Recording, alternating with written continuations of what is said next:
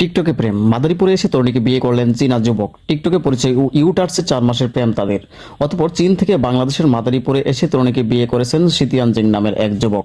বিয়ের পর সিতিয়ান জিং শ্বশুরবাড়িতে অবস্থান করছেন। রবিবার 27শে জুলাই মাদারীপুর সদর উপজেলার পাঁচকোলা ইউনিয়নের উত্তর মহিষের চর কনের বাড়িতে পরিবারের সম্মতিতে তাদের বিয়ে হয়।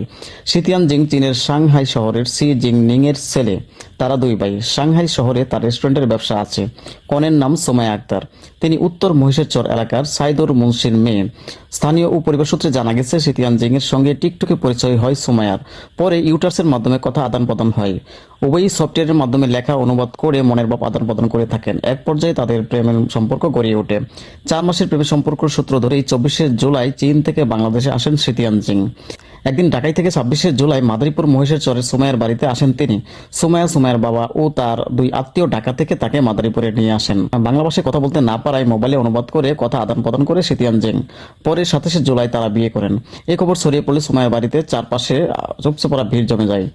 এ বিষয়ে সোমায়া আক্তার বলেন, 4 মাসের প্রেমের সূত্র থেকেই চীন থেকে বাংলাদেশে চলে আসবেন এটা কখনো ভাবেনি। প্লেনে ওঠার সময় তিনি বলেছিলেন, আমি বাংলাদেশে আসিতেছি, কিন্তু আমি বিশ্বাস করিনি। যখন ইন্ডিয়া এসে আমাকে জানাই তখন বিশ্বাস করেছি। ও তার মা বাবাকে আমার কথা বলেছে, ওরাও মুসলিম। ওর মা বলেছেন আমাকে বিয়ে করে চীনে নিয়ে যেতে। তাই সিতিয়ান জিং বাংলাদেশে এসে আমাকে বিয়ে করেছেন এবং এর মধ্যেই আমার পাসপোর্ট তৈরি করতে দিয়েছি। ও 1 মাস বাংলাদেশে থাকবে।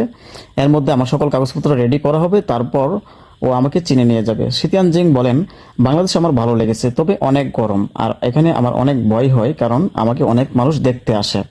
আমি ভালোবেসে চীন থেকে এখানে এসেছি, সোমাইকে বিয়ে করেছি, এখন ওর কাগজপত্র রেডি করে চীনে নিয়ে যাব। আমার পরিবার সব জানে। প্রতিবেশী একজন বলেন, চীন থেকে এক নাগরিক বাংলাদেশে এসে আমার প্রতিবেশী বোন সোমাইকে বিয়ে করেছেন, আমরা এতে মহা খুশি। এই ঘটনাটি থেকে আমরা শিক্ষা নিতে পারি যে টিকটক খুবই ভালো একটা প্ল্যাটফর্ম। এটি এখন গটকালি করা শুরু করে দিয়েছে।